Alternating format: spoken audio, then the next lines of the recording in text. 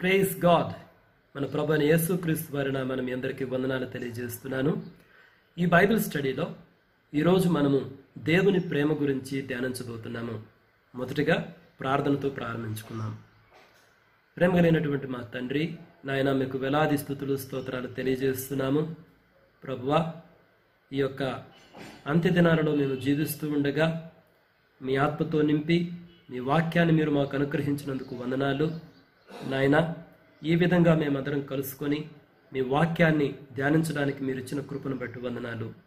ప్రభువా, మరి ఈ రోజున మేము దేవుని ప్రేమ అన్నటువంటి దానిని గురించి మేము ధ్యానం చేయబోతూ ఉండగా మీ సహాయాన్ని, మీ పరిశుద్ధాత్మ నడిపింపును నాకును మాలో ప్రతి ఒక్కరికి అనుగ్రహించుమని, మా జీవితాలలో మీ చిత్తమును జరిగించమని, మీ నామమును ఘనపరుచుమని ఈ కొద్ది ప్రార్థనను మా ప్రభువును రక్షకుడైనటువంటి యేసుక్రీస్తు వారి నామమున అడిగి వేడుకొనుచున్నాము తండ్రి, ఆమేన్.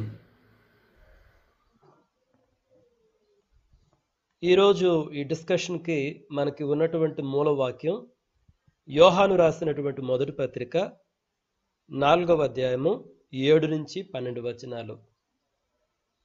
First episode of John 4th chapter from 7th verse to 12th verse we will read. ప్రియులారా, మనము ఒకరినొకడు ప్రేమింతము, ఏలయనగా ప్రేమ దేవుని మూలముగా కలుగుచున్నది. ప్రేమించు ప్రతివాడును దేవుని మూలముగా పుట్టినవాడై దేవుని ఎరుగును. దేవుడు ప్రేమాస్వరూపి, ప్రేమ లేనివాడు దేవుని ఎరుగడు. మనము ఆయన ద్వారా జీవించినట్లు దేవుడు తన అద్వితీయ కుమారుని లోకములోనికి పంపెను. దీని వలన దేవుడు మన యందుంచిన ప్రేమ ప్రత్యక్షపరచబడెను. మనము దేవుని ప్రేమించితుమని కాదు, తానే మనలను ప్రేమించి మన పాపములకు ప్రాయశ్చిత్తమై ఉండుటకు తన కుమారుని పంపెను. ఇందులో ప్రేమయున్నది. ప్రియులారా, దేవుడు మనలను ఈలాగు ప్రేమింపగా మనం ఒకరినొకడు ప్రేమింపబద్ధులమై ఉన్నాము. ఏ మానవుడును దేవుని ఎప్పుడునూ చూచి ఉండలేదు. మనం ఒకరినొకడు ప్రేమించిన ఎడల దేవుడు మన యందు నిలిచియుండును. ఆయన ప్రేమ మన యందు సంపూర్ణమగును. ఈ 7, 8, 9 వచనాలు గాని మనం పరిశీలిస్తే 7వ వచనంలో ఏమనుంది? ప్రియులారా, మనము ఒకరినొకడు ప్రేమింతము, ఏలయనగా ప్రేమ దేవుని మూలముగా కలుగుచున్నది. ప్రేమించు ప్రతివాడును దేవుని మూలముగా పుట్టినవాడై దేవుని ఎరుగును. ఈ వచనంలో మనం గమనించాల్సినటువంటి భాగం ఏంటంటే, ప్రేమ అనేది దేవుని మూలముగా కలుగుచున్నది. ప్రేమ దేవుని మూలముగా కలుగుచున్నది అంటే ఏంటి? ప్రేమకు మూలం దేవుడు అని అర్థం. మనం ఈ లోకంలో చాలా రకాల ప్రేమలు చూస్తాము. తల్లిదండ్రుల ప్రేమను చూస్తాము, భార్యాభర్తల ప్రేమను చూస్తాము, స్నేహితుల మధ్య ప్రేమను చూస్తాము. ఈ రకంగా ఎన్నో రకాల ప్రేమలు మనం చూస్తూ ఉంటాము. మనం బైబిల్ గ్రంథం చూసినప్పుడు దేవునిని తన ప్రజలకు ఒక భర్తగా వర్ణించడం జరిగింది. అదేవిధంగా దేవుని ప్రేమను తల్లి ప్రేమతోనూ తండ్రి ప్రేమతోనూ పోల్చడం కూడా జరిగింది. అదేవిధంగా అబ్రహామును దేవునికి స్నేహితుడిగా పేర్కొనడం జరిగింది. అదేవిధంగా యేసుక్రీస్తు ప్రభువారు తన శిష్యులతోటి నేను మిమ్మలను నా స్నేహితులు అని పిలుస్తున్నాను, అందుకే నేను చెప్పే విషయాలన్నీ మీకు చెప్తున్నాను అని యేసుక్రీస్తు ప్రభువారు చెప్పడం జరిగింది. అంటే ఈ లోకంలో మనం అనుభవించేటటువంటి ప్రతి విధమైనటువంటి ప్రేమను అది దేవునికి వర్తింపజేసి అనేక సందర్భాల్లో మనకి వాక్యంలో చెప్పడం జరిగింది. దాని అర్థం ఏంటంటే, మనం ఈ లోకములో అనుభవించేటి ప్రతి రకమైన ప్రేమకు కూడా దేవుడే మూలం. అందుకని 7వ వచనంలో ఏముందంటే, ఏలయనగా ప్రేమ దేవుని మూలముగా కలుగుచున్నది. God is the fountain of love. ఈ లోకంలో మనం అనుభవించేటువంటి తల్లిదండ్రుల ప్రేమ కానీ, భార్యాభర్తల ప్రేమ కానీ, స్నేహితుల మధ్య ప్రేమ కానీ, లేకపోతే సహోదరుల మధ్య ప్రేమ కానీ, ఈ ప్రేమలన్నిటికీ మూలం దేవుని ప్రేమ అని ఈ యొక్క వచనంలో మనకు తెలియజేయబడుతుంది. అదేవిధంగా 8వ వచనం చూస్తే, దేవుడు ప్రేమాస్వరూపి, ప్రేమ లేనివాడు దేవుని ఎరుగడు. ఇక్కడ దేవుడు ప్రేమాస్వరూపి అని చెప్పబడడం జరిగింది. ప్రేమాస్వరూపి అంటే అర్థం ఏంటి? మనలో ఎవరిని ప్రేమాస్వరూపులము అని చెప్పలేము. ఎందుకంటే చాలాసార్లు మనం ఇతరులను ద్వేషిస్తాం, తెలిసి ద్వేషిస్తాం. ఏదో ఒక రోజున దేవుడు మనతో మాట్లాడినప్పుడు, అరే నేను చేసే తప్పు కదా అని చెప్పేసి మరలా ప్రేమించడం ప్రారంభిస్తాం. మరి కొంతమంది అయితే వాళ్ళు బ్రతికినంత కాలం ద్వేషిస్తూనే ఉంటారు. అంటే ప్రేమ అనేది మనం నేర్చుకునేటటువంటిది. కానీ దేవుడు ప్రేమను నేర్చుకునే అవసరం లేదు. దేవుడు ప్రేమస్వరూపి. అంటే ప్రేమ అనేటువంటిది ఆయనలో ఒక భాగము అన్నటువంటి విషయాన్ని మనం గమనించాలి. అదేవిధంగా 9వ వచనం మనం చూస్తే, మనము ఆయన ద్వారా జీవించినట్లు దేవుడు తన అద్వితీయ కుమారుని లోకములోనికి పంపెను. దీని వలన దేవుడు మన యందుంచిన ప్రేమ ప్రత్యక్షపరచబడెను. ఈ 9వ వచనంలో మనం గమనించదగినటువంటి విషయం ఏంటంటే, దేవుని ప్రేమ ప్రత్యక్షపరచబడింది. ఏ మనిషి కూడా ఈ లోకంలో దేవుడు నన్ను ప్రేమించలేదు అని చెప్పడానికి వీల్లేదు. దేవుని ప్రేమ ప్రతి మనిషి కోసము ప్రత్యక్షపరచబడింది. ఎలా ప్రత్యక్షపరచబడింది? దేవుడు తన అద్వితీయ కుమారుని లోకములోనికి పంపెను. తద్వారా యేసుక్రీస్తు ప్రభువారు ఈ లోకంలోనికి వచ్చి ఆయన మన కోసం సిలువలో బలి అవ్వడం ద్వారా నిత్య జీవంలోనికి ప్రవేశించడానికి ఆయన మనకు మార్గం తెరవడం ద్వారా దేవుని ప్రేమ మన కోసం ప్రత్యక్షపరచబడింది. చాలాసార్లు మనం అనుకుంటూ ఉంటాము, దేవుడు నన్ను ఎందుకు ఇంతగా ద్వేషిస్తున్నాడు అంటే, మన జీవితంలో జరగరానటువంటిది ఏదైనా జరిగినప్పుడు కానీ, అనుకోనటువంటిది బాధాకరమైనటువంటిది జరిగినప్పుడు కానీ, ఎందుకు దేవుడు మా ఎడల పగబట్టి ఉన్నాడు, లేకపోతే ఎందుకు దేవుడు మమ్మల్ని ద్వేషిస్తున్నాడు, మమ్మల్ని ఎందుకు కరుణించడం లేదు, ఈ రకమైనటువంటి మాటలు మనలో చాలా మంది మాట్లాడతాం. కానీ దేవుని వాక్యం ఏం చెప్తుందంటే, దేవుని ప్రేమ మన కోసం ప్రత్యక్షపరచబడింది. ఈ 3 విషయాలు చాలా ప్రాముఖ్యమైనటువంటి విషయాలు అని మనం గమనించాలి. కాబట్టి దేవుని ప్రేమ గురించి మనలో ప్రతి ఒక్కరూ తెలుసుకోవలసిన 3 విషయాలు ఏంటంటే, ప్రేమ అనేది దేవుని మూలముగా కలుగుచున్నది. God is the source of love. ఈ లోకంలో మనం ఏ రకమైన ప్రేమ కానివ్వండి, తల్లిదండ్రుల ప్రేమ, స్నేహితుల మధ్య ప్రేమ, లేకపోతే భార్యాభర్తల మధ్య ప్రేమ, సహోదరుల మధ్య ప్రేమ, ఇవన్నీ కూడా యేసుక్రీస్తు ప్రభువారు మనకు అన్నగా వర్ణించబడ్డాడు దేవుని వాక్యంలో. అంటే సహోదరుల మధ్య ఉండేటువంటి ప్రేమ కూడా, దానికి కూడా మూలం దేవుని ప్రేమ అనేటువంటి విషయాన్ని మనం గమనించాలి. కాబట్టి అది ఏ రకమైనటువంటి ప్రేమైనా కానివ్వండి, ప్రేమ అన్నటువంటిది వీటన్నిటికీ మూలం దేవునిలో ఉంది అన్నటువంటి విషయం మనం గమనించుకోవాలి. అది మొదటి విషయం. రెండవది, ప్రేమ స్వరూపి దేవుడు. దేవుడు ప్రేమ స్వరూపి అంటే, దేవుడు ప్రేమను ఏదో ఒక సమయంలో ఎవరో ఒకరి దగ్గర నేర్చుకోని అవసరం లేదు. ఆయన నేర్చుకోలేదు. దేవుడు ఏ విధంగా సర్వశక్తిమంతుడో, దేవుడు ఏ విధంగా సర్వజ్ఞానో, దేవుడు ఏ విధంగా సృష్టింపబడక ఉన్నాడో, అదేవిధంగా దేవుడు ప్రేమస్వరూపి. అది ఆయన లక్షణం అన్నమాట, ఆయన స్వభావం ప్రేమ. ఆ విషయం గమనించాలి మనం. మూడవ విషయం ఏంటంటే, దేవుని ప్రేమ మన కోసం ప్రత్యక్షపరచబడింది. కాబట్టి మనలో ఎవ్వరు కూడా ఎప్పుడు దేవుడు నన్ను ప్రేమించడం లేదు అని అనుకోవద్దు. దేవుడు నన్ను ప్రేమించడం లేదు అని అనుకుంటే అది చాలా భయంకరమైనటువంటి మోసం. సైతానుడు మనల్ని మోసం చేస్తున్నాడు అని మనం గమనించాలి.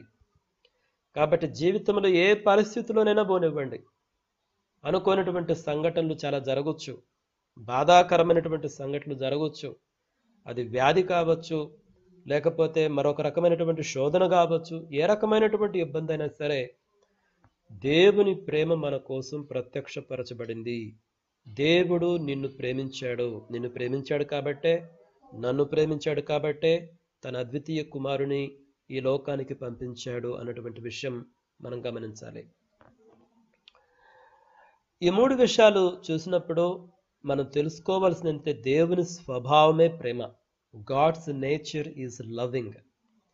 దేవుని స్వభావం ప్రేమ అని మనం తెలుసుకునేటప్పుడు మనం గమనించాల్సినటువంటి విషయం ఏంటంటే, ప్రేమ అనేది దేవుని స్వభావం అని, అది దేవుని తత్వం అని మనం తెలుసుకోవాలి. It is the very essence of God. It is the very essence of God అంటే, ఉదాహరణకి ఉప్పు ఉందనుకోండి. ఉప్పుకి ఉప్పు స్వభావం అనేది ఎవరో కలిగిస్తే వచ్చింది కాదు. ఉప్పుకి ఉప్పు స్వభావం అనేటువంటిది స్వాభావికంగా ఉంటుంది.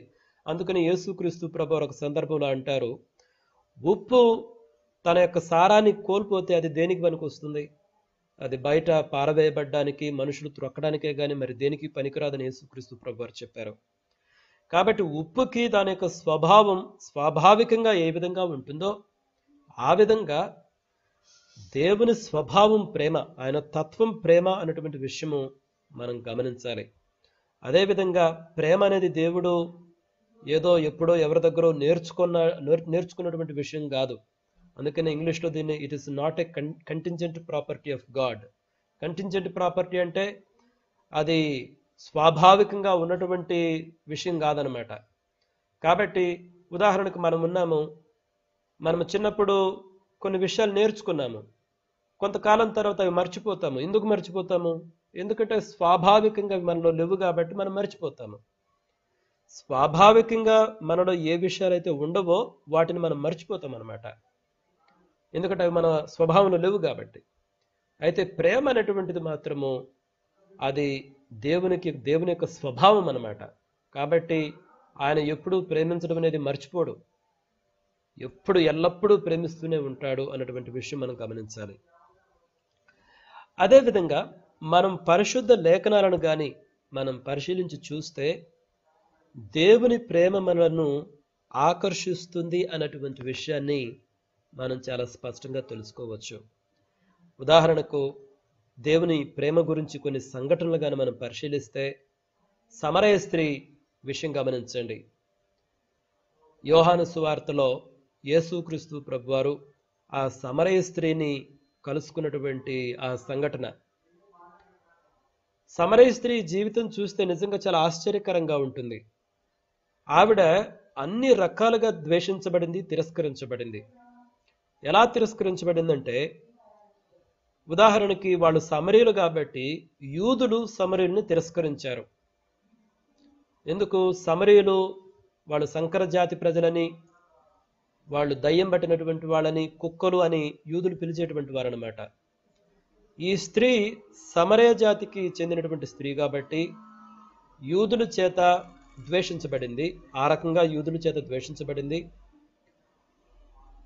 రెండో విధంగా ఎలా అంటే, ఆ రోజుల్లో ఆ యూదుల యొక్క సమాజం అది పురుషాధిక్యత కలిగినటువంటి సమాజం కాబట్టి ఈవిడ ఒక స్త్రీ కాబట్టి పురుషులు స్త్రీలను తిరస్కరించినటువంటి స్వభావం కలిగినటువంటి వారు ఆ రోజుల్లో. అంటే ఒక స్త్రీగా తిరస్కరించబడింది. మూడోది చూస్తే స్త్రీలు కూడా ఆవిడని తిరస్కరించడం జరిగింది. ఎందుకు తిరస్కరించారు? ఆవిడ యొక్క జీవితాన్ని బట్టి. అప్పటికే ఆవిడకి 5 భర్తలు ఉన్నారు. కానీ అప్పటికి యేసుక్రీస్తు ప్రభువును కలుసుకున్నప్పటికీ ఆవిడతో ఉన్నటువంటి భర్త ఆ 5లో ఒకరు గారు అనమాట, మరొక వ్యక్తి అనమాట. అంటే చూడండి, అంటే ఒక మనిషి లోకంలో ఎన్ని రకాలుగా తిరస్కరించబడాలో అన్ని రకాలుగా ఈ యొక్క సమరయ స్త్రీ తిరస్కరించబడింది. యూదుల చేత తిరస్కరించబడింది ఒక సమరయ స్త్రీగా, ఒక స్త్రీగా పురుషుల చేత తిరస్కరించబడింది. అయితే ఆవిడ జీవితాన్ని బట్టి స్త్రీలతో కూడా తిరస్కరించబడినటువంటి స్థితి ఆవిడ జీవితంలో ఉన్నది అన్నటువంటి విషయాన్ని మనం గమనించవచ్చు. అయితే యేసుక్రీస్తు ప్రభువారు తాను ఈ లోకంలో చేసిన పరిచర్య చాలా కొద్ది రోజులు మాత్రమే, 3.5 సంవత్సరాలు వచ్చిపోయి. అయితే ఈ 3.5 సంవత్సరాల్లోనే ఒక రోజు ఆ స్త్రీ కోసం కేటాయించాడు ఆయన. ఆ స్త్రీ కోసం ఆ ప్రాంతానికి వెళ్ళి ఆ స్త్రీని కలుసుకొని ఆవిడతో మాట్లాడి తుదకు నేనేనమ్మా ఆ మెస్సియానని చెప్పినప్పుడు నిజంగా ఆ యొక్క స్త్రీ జీవితం ఎంతగా మారిపోయిందో మనం తెలుసుకోవచ్చు. ఆవిడ గ్రామంలోనికి వెళ్ళి ఆ ప్రజలందరికీ చూడండి ఈయన మెస్సియా కాదా, నా జీవితం అంతా చెప్పాడు అని చెప్పినప్పుడు వారందరూ వచ్చి ఆయన తెలుసుకుంటారు. చివరకు వాళ్ళు అంటారు ఆ స్త్రీతోటి, అమ్మ మొదటైతే నీ మాటలు బట్టి మేము వచ్చాం కానీ ఇప్పుడైతే నీ మాటలు బట్టి కాదు కానీ మా కళ్ళారా మేము చూసాం, ఆయన మాటలు విన్నాం కాబట్టి ఈయనే ఈ లోకానికి రావలసినటువంటి రక్షకుడు అని వాళ్ళందరూ ఒప్పుకోవడం జరిగింది. అంటే ఆ గ్రామంలో ప్రతి ఒక్కరిని దేవుని యొద్దకు నడిపించినటువంటి ధన్యత ఈ స్త్రీకి ఉందన్నమాట. అటువంటి జీవితం ఎంత గొప్పగా ఆ స్త్రీ యొక్క జీవితం మార్చాడో మనం తెలుసుకోవచ్చు. అందులో దేవుని యొక్క ప్రేమ కనిపిస్తుంది. నశించినటువంటి దానిని వెతక రక్షించడానికే దేవుని కుమారుడు ఈ లోకానికి వచ్చాడు అని వాక్యం చెప్తుంది. తిరస్కరించబడినటువంటి స్థితిలో, నశించినటువంటి స్థితిలో ఉన్నటువంటి ఆ సమరయ స్త్రీ జీవితాన్ని దేవుడు చాలా గొప్పగా మార్చాడు. అది దేవుని ప్రేమకు సూచన అన్నటువంటి విషయం మనం తెలుసుకోవాలి. అదేవిధంగా వ్యభిచారంలో పట్టబడినటువంటి స్త్రీ విషయం కానీ మనం ఆలోచిస్తే యేసుక్రీస్తు ప్రభువారు ఆ స్త్రీ ఎడల ప్రవర్తించినటువంటి విధానం చాలా ఆశ్చర్యకరమైనటువంటి విధానం. ఎందుకంటే ఆనాటి సమాజంలో వాళ్ళందరూ కూడా ఆ స్త్రీని రాళ్లతో కొట్టి చంపాలనుకున్నారు. అయితే యేసుక్రీస్తు ప్రభువారిని ఏదో ఒక విధంగా చిక్కులు పెట్టాలని చెప్పి వీళ్ళందరూ ఈ యొక్క వ్యభిచారంలో పట్టబడినటువంటి స్త్రీని గురించి యేసుక్రీస్తు ప్రభువారిని అడిగినప్పుడు ఆయన అంటాడు, మీలో ఎవరిలో పాపం లేదో వాళ్లే మొట్టమొదటి రాయేయండి అని చెప్తాడు. వాళ్ళెవరూ రాయి వేయలేకపోతారు. ఆ విధంగా యేసుక్రీస్తు ప్రభువారు ఆ స్త్రీని వారి నుంచి రక్షించడం జరిగింది. అంత మాత్రమే కాదు కానీ ఆయన అంటాడు, అమ్మా వారు నిన్ను శిక్షించలేదు కాబట్టి నేను కూడా నిన్ను శిక్షించను, ఇక నువ్వు పాపం చేయకుండా జీవించు అని యేసుక్రీస్తు ప్రభువారు చెప్పడం జరిగింది. చూడండి, మనం ఉండేటువంటి సమాజంలో వ్యభిచారం చేసేటువంటి స్త్రీల పట్ల మన యొక్క వైఖరి ఎలా ఉంటుంది? వారిని ఎలా చూస్తాం? మనం చాలా నీచంగా చూస్తాము, చాలా తక్కువగా చూస్తాము.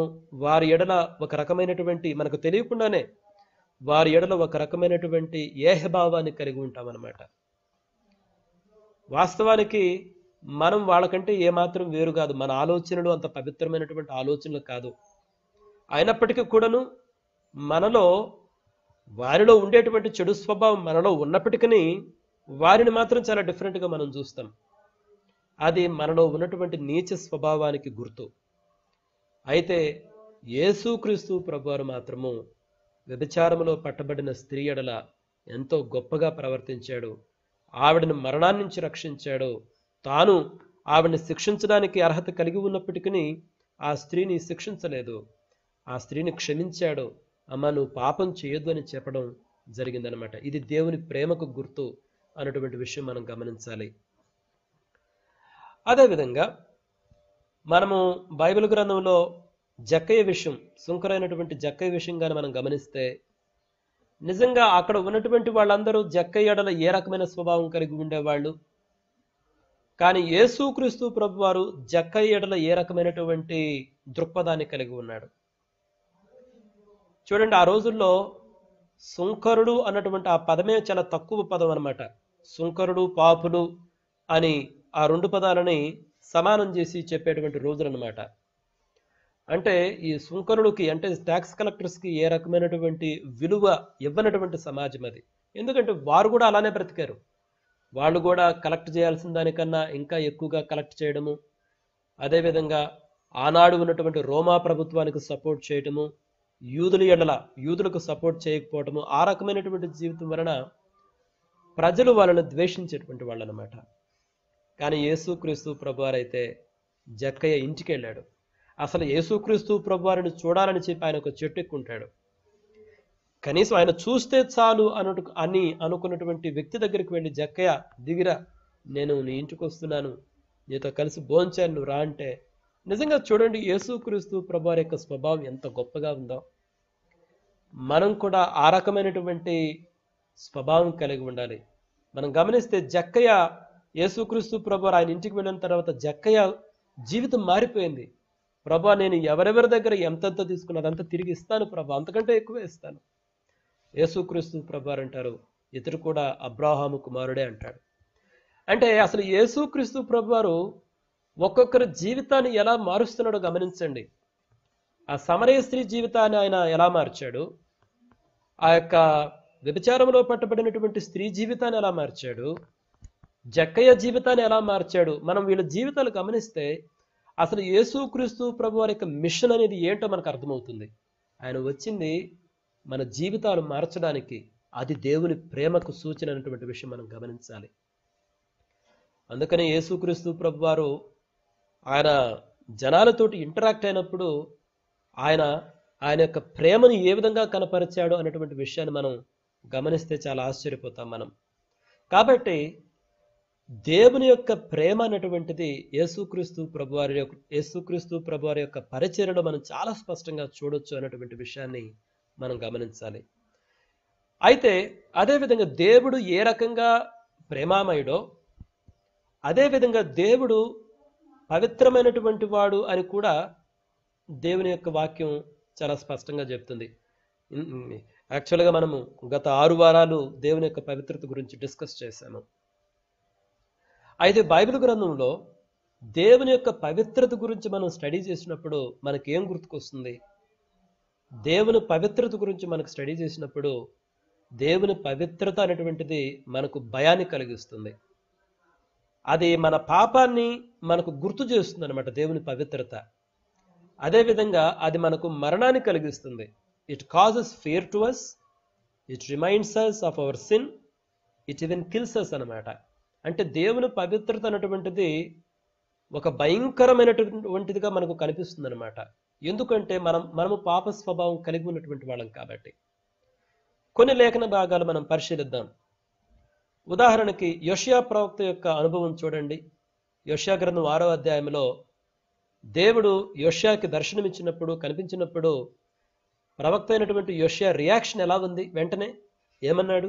అయ్యో, నేను పాపపు పెదవులు కలిగినటువంటి వాడిని, పాపపు పెదవులు కలిగినటువంటి ఈ ప్రజల మధ్య జీవిస్తున్నటువంటి వాడిని అని యోషియా ఏడవడం జరుగుతుంది. అయితే దేవుడు తన సన్నిధిలో నుంచి ఒక నిప్పు కొరువును తీసుకుని వచ్చేసి ఆయన నోటికి తగిలించి నేను శుద్ధి చేస్తున్నాను అని దేవుడు చెప్పడం జరిగింది. అదేవిధంగా పాత నిబంధన గ్రంథంలో ప్రధాన యాజకుల యొక్క అనుభవం చూడండి.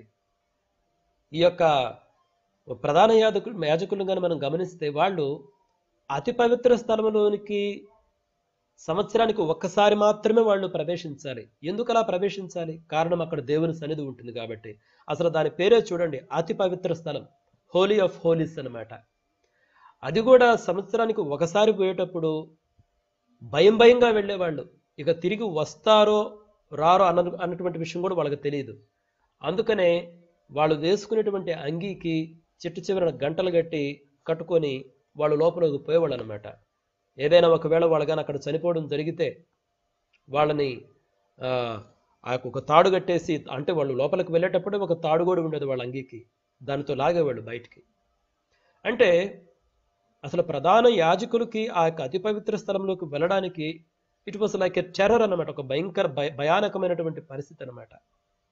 అంటే దేవుని యొక్క పవిత్రత ఎంత భయానకంగా భయం పుట్టించేది, ఒక్కొక్కసారి మరణాన్ని కూడా కలిగించినట్టు మనకి పవిత్ర లేఖనాలు అనేక సందర్భాలు ఉన్నాయి. అదేవిధంగా అహరోను కుమారుడు యొక్క అనుభవాన్ని కానీ మనం పరిశీలిస్తే నాదాబు అబిహు వీళ్ళిద్దరూ చనిపోవడం జరుగుతుంది. అంటే వాళ్ళు దేవుని సన్నిధిలో వేయాల్సినటువంటి ధూపార్తి కాక వేరొక ధూపార్తిని వేయడంతో దేవుని యొక్క సన్నిధిలో వారు చనిపోవడం జరిగింది. ఎంత భయంకరమైన పరిస్థితి ఆలోచించండి. వాళ్ళు దేవుని మందిరంలో ఉన్నటువంటి వాళ్ళు, సేవ చేస్తున్నటువంటి వాళ్ళు, దేవుని పవిత్రతకు విరుద్ధంగా, అంటే దానికి ఆయనకు ఆజ్ఞకు లోబడకుండా అపవిత్రమైనటువంటి ధూపార్తిని వేసినందుకు వాళ్ళు మరణించడం జరిగింది. అంటే దేవుని యొక్క పవిత్రత ఇక్కడ వారికి మరణాన్ని కలిగించింది అన్నటువంటి విషయాన్ని. అంటే ఏంటి? వాళ్ళు చేయకూడని పని చేశారు కాబట్టి వాళ్ళకి మరణం వచ్చింది.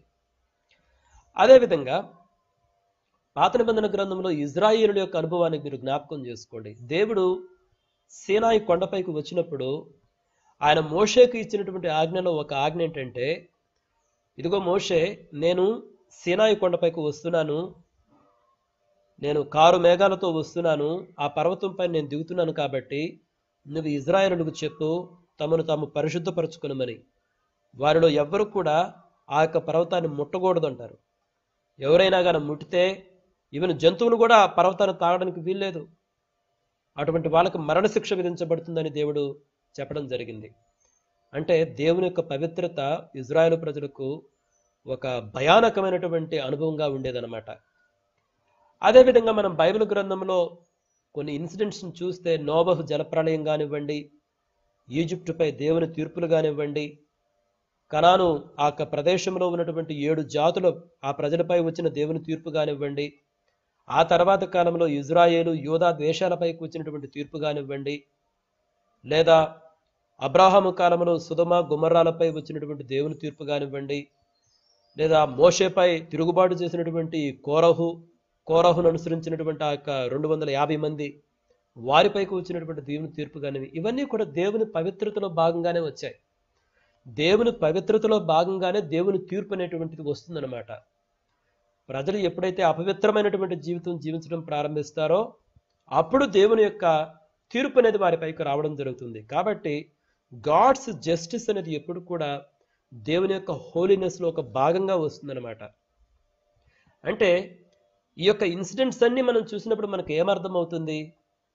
దేవుని పవిత్రత అనేటువంటిది ఒక భయం కలిగిస్తుంది, మన పాపాన్ని మనకు గుర్తు చేస్తుంది. అదేవిధంగా మరణం కూడా కలిగించినటువంటి సందర్భాలు ఉన్నాయి. దేవుని యొక్క తీర్పులు కూడా, ఉగ్రత కూడా రావడానికి కారణమవుతుంది అన్నటువంటి విషయం మనం గమనించాలన్నమాట. అంటే ఇప్పుడు మనం ఈ 2 విషయాలు, దేవుని ప్రేమను చూసాము, దేవుని యొక్క పవిత్రతను గమనించాము. దేవుని ప్రేమను మనం చూసినప్పుడు మనకేమర్థమవుతుంది? దేవుని ప్రేమ అనేటువంటిది మనల్ని దేవుని వైపు అట్రాక్ట్ చేస్తుంది. అదే కదా మనం చూసింది ఈ యొక్క సమరయ స్త్రీ విషయంలో కానివ్వండి, లేకపోతే ఆ యొక్క వ్యభిచారంలో పట్టబడినటువంటి స్త్రీ విషయంలో కానివ్వండి, లేకపోతే జక్కయ్య విషయంలో కానివ్వండి, యేసుక్రీస్తు ప్రభు యొక్క పరిచర్యలో ప్రతి ఈవెంట్ను గమనించండి. మనకు అర్థమయ్యేది ఏంటంటే, దేవుని ప్రేమ మనలను తన వైపుకి ఆకర్షిస్తుంది.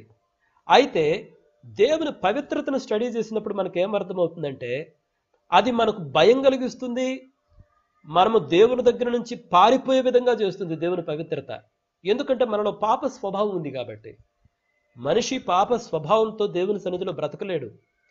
అసలు ఆదాముని ఏదేను వనంలో నుంచి పంపించడంలో ఒక కారణం అదే. ఆదాము దేవుని ఆజ్ఞను మీరి పాపం చేశాడు. ఇంకా ఆదాము దేవుని యొక్క పవిత్రమైనటువంటి సన్నిధిలో ఉండలేడు. అందుకని దేవుడు ఆదాముని ఆ యొక్క ఏదేను వనము నుంచి పంపించి వేయడం జరిగిందనమాట.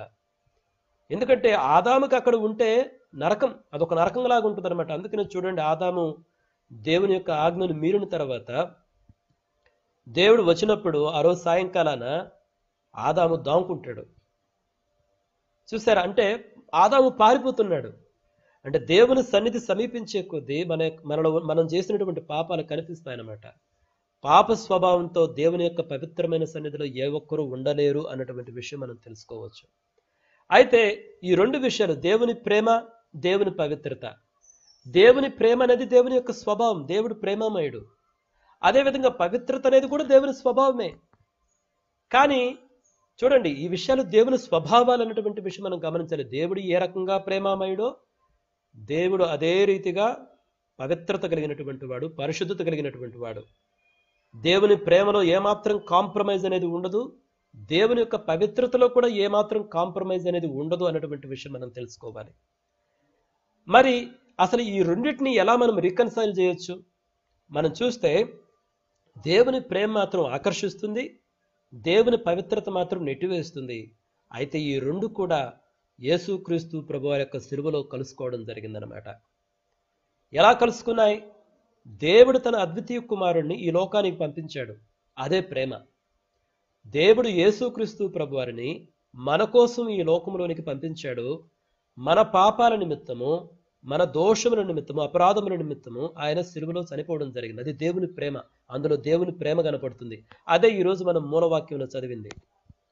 అయితే సిలువలో ఆయన ఎందుకు చనిపోయాడంటే, దేవుని ఉగ్రతను, నీవు నేను భరించాల్సినటువంటి ఉగ్రతను ఆయన సిలువలో మన కోసం భరించడం జరిగింది. అంటే చూసారా, సిలువలో ఒక ప్రక్క దేవుని ప్రేమ మన కోసం వెల్లడైంది, అదేవిధంగా దేవుని యొక్క పవిత్రత కూడా మన కోసం వెల్లడి అయింది అన్నటువంటి విషయాన్ని మనం గమనించాలి. That is why cross is the intersection of God's love and God's holiness. Cross అనేటువంటిది ఏంటంటే, అంటే క్రాస్ అంటే సిలువ అనేటువంటిది ఏంటంటే దేవుని యొక్క ప్రేమ, దేవుని యొక్క పవిత్రత ఈ రెండు కలుసుకున్నటువంటి స్థలము అన్నమాట క్రాస్ అన్నటువంటిది, సిలువ అన్నటువంటిది. కాబట్టే సిలువ, యేసుక్రీస్తు ప్రభు వారి యొక్క సిలువ అనేటువంటిది పాపికి ఆశ్రయం. Cross is the refuse for the sinner. యేసుక్రీస్తు ప్రభు వారి యొక్క సిలువ మనకు ఆశ్రయం అనేటువంటి విషయం మనం గమనించాలి. ఎందుకంటే సిలువలో ఎవరైతే యేసుక్రీస్తు ప్రభువారిని అంగీకరిస్తారో, అంటే యేసుక్రీస్తు ప్రభువారు మన కోసం చేసినటువంటి ఆ యొక్క ప్రాయశ్చిత్త కార్యాన్ని ఎవరైతే అంగీకరిస్తారో వారికి దేవుని యొక్క పరిశుద్ధత ఇవ్వబడింది, దేవుని యొక్క నీతి వస్త్రాలు అనుగ్రహించబడ్డాయి. ఎవరైతే ఆ నీతి వస్త్రాలను ధరించుకుంటారో వారు దేవుని యొక్క సన్నిధిలోనికి ప్రవేశించగలరు, దేవుని యొక్క ప్రేమను అనుభవించగలరు. దేవుని యొక్క నీతి వస్త్రాలను మనం పొందుకోకుండా దేవుని సన్నిధిలోనికి పోలేము, ఉండలేము. ఎందుకంటే God's holiness will become a terror for us. కాబట్టి cross is the intersection of God's love and God's holiness. సిలువ అనేటువంటిది పాపికి ఆశ్రయం అన్నటువంటి విషయాన్ని మనం గమనించాలి. అయితే ఈ యొక్క సిలువలో ఆశ్రయం పొందినటువంటి వ్యక్తి యొక్క స్వభావం ఎలా ఉండాలో ఇది కూడా మనం చదివినటువంటి మూలవాక్యంలో మనం గమనించగలం. మనము యోహాను రాసినటువంటి ఆ మొదటి పత్రిక 4వ అధ్యాయంలో మనం చదివినటువంటి వాక్యంలో ఒక ప్రక్కేమో దేవుని యొక్క ప్రేమ గురించి చెప్పబడింది, మరొక ప్రక్కేమో దేవుని యొక్క ప్రేమను పొందుకున్నటువంటి వ్యక్తి స్వభావం ఎలా ఉండాలి అంటే, ఈ సిలువలో ఆశ్రయం పొందినటువంటి వ్యక్తి స్వభావం ఎలా ఉండాలో అది కూడా ఇక్కడ చెప్పడం జరిగింది. ఆ వచనాలు కూడా గమనిద్దాం, చూడండి. 7, 8, 11, 12 వచనాల్లో చాలా స్పష్టంగా ఉంది. 7వ వచనం చూడండి. ప్రేమించు ప్రతివాడును దేవుని మూలముగా పుట్టినవాడై దేవుని ఎరుగును. ప్రేమించు ప్రతివాడును దేవుని మూలముగా పుట్టినవాడై దేవుని ఎరుగును అంటే అర్థం ఏంటి? దేవుని మూలముగా పుట్టిన ప్రతివాడు ప్రేమించాలి అన్నటువంటిది అక్కడ పాయింట్. దేవుని మూలముగా పుట్టిన ప్రతివాడును ప్రేమించాలి. 8వ వచనం చూడండి. ప్రేమ లేనివాడు దేవుని ఎరుగడు. అంటే దేవుని నేను ఎరిగాను అంటే నువ్వు ప్రేమించాలి. అదేవిధంగా 11వ వచనం చూస్తే, ప్రియులారా దేవుడు మనలను ఎలాగూ ప్రేమింపగా మనం ఒకరినొకడు ప్రేమింపబద్ధులమై ఉన్నాము. ఇది చూడండి, మనము ప్రేమింపబద్ధులమై ఉన్నాము ఎందుకంటే దేవుడు మనల్ని ప్రేమించాడు కదా. 12వ వచనం చూస్తే, ఏ మానవుడును దేవుని ఎప్పుడు చూచి ఉండలేదు, మనం ఒకరినొకడు ప్రేమించిన ఎడల దేవుడు మన యందు నిలిచి ఉండును, ఆయన ప్రేమ మన యందు సంపూర్ణమగును. ఎప్పుడు దేవుడు మన యందు నిలిచి ఉంటాడు? ఎప్పుడు ఆయన ప్రేమ మన యందు సంపూర్ణమవుతుంది? మనం ఒకరినొకడు ప్రేమించిన ఎడల దేవుడు మన యందు నిలిచి ఉండును. చూడండి, ఈ 4 విషయాలు నేను మరలా చెప్తాను. దేవుని మూలముగా పుట్టిన ప్రతివాడును ప్రేమించాలి అంటే మన సహోదరుని మనం ప్రేమించాలి. మన సహోదరుని మనం ప్రేమించకుండా నేను దేవుని మూలముగా పుట్టాను అని చెప్పుకుంటే అది ప్రేమకు విరుద్ధం. ఇట్ ఈస్ ఎ కాంట్రడిక్షన్ అనమాట. దేవుని మూలముగా పుట్టిన ప్రతివాడును ప్రేమించాలి. ఎందుకంటే దేవుని యొక్క ప్రేమ మన హృదయాల్లో కుమ్మరించబడింది కాబట్టి. దేవుని యొక్క ప్రేమ మన హృదయాలలో కుమ్మరించబడింది కాబట్టి మనం దేవుని మూలంగా పుట్టాము. దేవుని మూలముగా పుట్టిన ప్రతివాడు మనము మన సహోదరుని ప్రేమించాలి. రెండవ పాయింట్ ఏంటంటే, ప్రేమ లేని వాడు దేవుని ఎరుగడు. The one who does not love does not know God. కాబట్టి మనము దేవుని ఎరిగామా లేదా అన్నటువంటి దానికి ఒక కొలమానం ఏంటంటే, మనము మన సహోదరులను ప్రేమించగలుగుతున్నామా. చూడండి, ఒక్కొక్కసారి మనం మన ఇంట్లో వాళ్ళనే ప్రేమించము. మనల్ని మనం పరిశీలించుకుంటే నిజంగా మన ఇంట్లో ఉండేటువంటి సభ్యుల ఎడలే మనకు తీవ్రమైనటువంటి ద్వేషం ఉంటుంది. మనం అది ఎక్స్ప్రెస్ చేయకపోవచ్చు ఒక్కొక్కసారి, కానీ ఎలా ప్రవర్తిస్తాం? కనీసం మాట్లాడడం, వారికి బాగలేకపోయినా మాట్లాడడం. చూడండి, మనం చేసేటువంటి పనుల్లోనే నిజంగా మనం దేవుని ఎరిగామా లేదా అన్నటువంటి విషయం బయటపడుతుంది. అది కొలమానం అన్నమాట, ఒక వ్యక్తి దేవుని ఎరిగి ఉన్నాడా లేదా అని తెలుసుకోవడానికి. మూడవ పాయింట్ ఏంటంటే, మనము ప్రేమింపబద్ధులమై ఉన్నాము. We are to love one another. అంటే this is the lifestyle for which we are called. దేవుడు మనల్ని పిలిచినటువంటి జీవితం ఎటువంటిదంటే మనం ప్రేమించుకోవాలి. అదేవిధంగా మనం ఒకరినొకడు ప్రేమించిన ఎడల దేవుడు మన యందు నిలిచి ఉండును. ఎప్పుడైతే ప్రేమించుకుంటూ ఉంటామో దేవుడు మన యందు నిలిచి ఉండును అన్నటువంటి విషయం మనం తెలుసుకోవాలి. అంటే ఈ 4 పాయింట్లు గమనించినప్పుడు మనకు ఏమర్థమవుతుంది? ప్రేమ అనేది మనలో లేకపోతే దేవుడు లేడు. ప్రేమ అనేది మనలో లేకపోతే మనం దేవుని మూలముగా పుట్టినటువంటి వారిని కాము. ప్రేమ అనేటువంటిది మనలో లేకపోతే నేను దేవుని ఎరిగానని మనం చెప్పలేం. అంటే ఈ మాటలు బట్టి మనకు ఏమర్థమవుతుంది? అసలు ప్రేమని దేవుణ్ణి విడదీయలేము అన్నటువంటి విషయం మనం గమనించాలి. అంటే దేవుడు ప్రేమాస్వరూపి అంటే అది ఎంత లోతైనటువంటి సత్యమో మనకు అర్థం కావాలి. దేవుడు ప్రేమాస్వరూపి అంటే అది ఆయన స్వభావం. ఆయన స్వభావపూర్వకంగానే ప్రేమ కలిగినటువంటి వాడు. అంతేగాని మర్చిపోయారే, ఏదో ఒకరోజు ఎవరినో చూసి నిజమే కదా నేను వీళ్ళని ప్రేమిస్తే బాగుంటుంది అనుకోలే దేవుడు. ఆయన స్వభావమే ప్రేమ. ఆయన స్వభావం ప్రేమ అనేటువంటిది అది ఎంత లోతైన సత్యమో మనం చూసేటువంటి ఈ మాటల్లో మనకు అర్థమవుతుంది. ఎవడైతే ప్రేమించలేడో వాడు దేవుని కలిగి ఉండలేదు. ఎవడైతే ప్రేమించలేడో వాడు దేవుని ఎరుగడు. మనము ఒకరినొకరు ప్రేమించుకుని బద్ధులమై ఉన్నాము. మనం ప్రేమించినప్పుడే దేవుడు మన యందు నిలిచి ఉంటాడు. ఆయన ప్రేమ మన యందు సంపూర్ణమవుతుంది. ఈ మాటలు మనం గమనించాలి. కాబట్టి ప్రియమైన మిత్రులారా, నేను ముగిస్తున్నాను. నేను ముగించే ముందు ఈరోజు మనం గమనించినటువంటి విషయాలు మనం తెలుసుకుందాం. ఒకటి, దేవుడు ప్రేమాస్వరూపి అనేటువంటి విషయాన్ని మనం గమనించాలి. God is love. God is love. దేవుడు ప్రేమాస్వరూపి. ఆయన స్వభావమే ప్రేమ. ప్రేమకు ఆయనే మూలం. ఈ లోకములో మనం అనుభవించేటువంటి వివిధ రకాల ప్రేమలకు మూలం దేవుని యొక్క ప్రేమే అన్నటువంటి విషయం మనం గమనించాలి.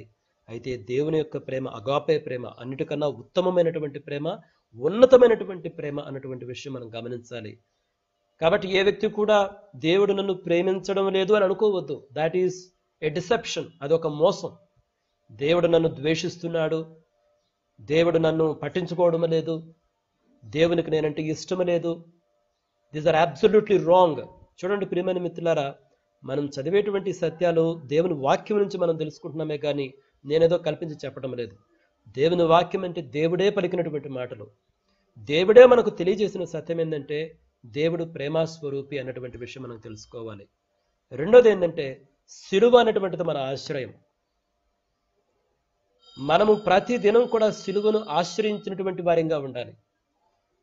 మనము ప్రతిదినము సిలువను ఆశ్రయించినటువంటి వారిగా ఉండాలి. సిలువను ఆశ్రయించినటువంటి వారిగా ఉండడం అంటే ఏంటి? మనము ప్రతిదినము మన స్వనీతిని బట్టి కాదు కానీ, దో వీఆర్ నాట్ ఎలిజిబుల్, మనకు అర్హత లేకపోయినప్పటికీ దేవుడు తన ప్రేమను మన పైన కుమ్మరించాడని, దేవుడు మన కోసం ఈ లోకం వచ్చి మన కోసం సిలువలో చనిపోయాడు అన్నటువంటి విషయాన్ని మనము జ్ఞాపకం చేసుకోవాలి. దాన్ని బట్టి బ్రతకాలి.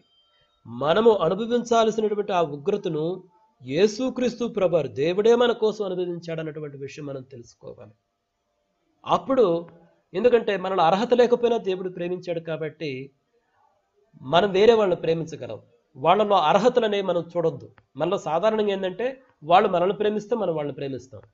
నేను వాడిని ప్రేమించడానికి వాడికి అర్హత ఏంటుంది? ఏముంది? ఆవిడని ప్రేమించడానికి, లేకపోతే ఆవిడకి సహాయం చేయడానికి, లేకపోతే ఆవిడని పలకరించడానికి ఆవిడలో అర్హత ఏంటి? మనం ఈ విధంగా అర్హతలు చూస్తుంటాం. మనకు ఏ అర్హత లేనప్పుడే దేవుడు మనల్ని ప్రేమించాడు కాబట్టి మనం ఇతరులలో అర్హత అనేది చూడకుండా ప్రేమించాలి అన్నటువంటి విషయం మనం తెలుసుకోవాలి. మూడో విషయం ఏంటంటే మనం ఒకరినొకడు ప్రేమింపబద్ధులమైనాం. This is the lifestyle for which we are called. ప్రియమైన మిత్రులారా, ప్రేమ అనేటువంటిది మన జీవిత విధానమై ఉండాలి. ఇతరులను గౌరవించడము, ఇతరులకు సహాయం చేయడము, ఇతరుల గురించి మంచి మాట్లాడడము, ఇవన్నీ కూడా మన లైఫ్ స్టైల్ ఉండాలి. అటువంటి వారిలో దేవుడు నిలిచి ఉంటాడు. ఆయన యొక్క ప్రేమ సంపూర్ణమవుతుంది. అటువంటి వారి యొక్క జీవితం కూడా ఫలభరితంగా ఉంటుంది. చూడండి, ఇప్పుడు ఇంతమంది మనం రక్షణ అనుభవిస్తున్నామంటే అది దేవుని ప్రేమే కదా కారణం. అంటే మన జీవితాలు ఫలభరితం అవడానికి దేవుని ప్రేమే కారణం. అటువంటప్పుడు మనము ఆ ప్రేమను ఇతరులను చూపిస్తే నశించిపోయేటువంటి అనేక మంది దేవుని వైపుకి రాగలరు అన్నటువంటి విషయం మనం గమనించాలి. కాబట్టి ఈ కొద్ది మాటలు దేవుడు మన వినికిడిలో దీవించునుగాక. మరి మన యొక్క ధ్యానాన్ని ప్రార్థనతో ముగించుకుందాము. అందరూ కళ్ళు మూసుకున్నట్లయితే మనం ప్రార్థనతో ఈ యొక్క బైబిల్ స్టడీని ముగించుకుందాము. గొప్ప తండ్రి, మీకు వందనాలు నాయన. మీ యొక్క వాక్యంలో నుంచి అనేక విషయాలను మీరు మాకు తెలియజేశారు. దేవుడు ప్రేమాస్వరూపి అని, ప్రేమ అనేటువంటి దాని యొక్క స్వభావం అని, మేము మా సహోదరులను ప్రేమింపబద్ధులమై ఉన్నామని మీ వాక్యంలో తెలియజేశారు. అదేవిధంగా సిలువ అనేటువంటిది మాకు ఆశ్రయమని కూడా తెలియజేశారు. ప్రభువా నా తండ్రి, మీ యొక్క కృపను బట్టి మీకు వందనాలు నాయన. మీరు మాకు వెల్లడి చేసినటువంటి ఈ సత్యాలను మేము పాటించచ్చు, మా జీవితంలో 30దంతులుగాను 60దంతులుగాను 100ంతులుగాను ఫలించినట్లు చేయమని ఈ కొద్ది ప్రార్థనను మా ప్రభువును రక్షకుడైన యేసుక్రీస్తు వారి నామాన అడిగి వేడుకొనుచున్నాము తండ్రి. ఆమేన్.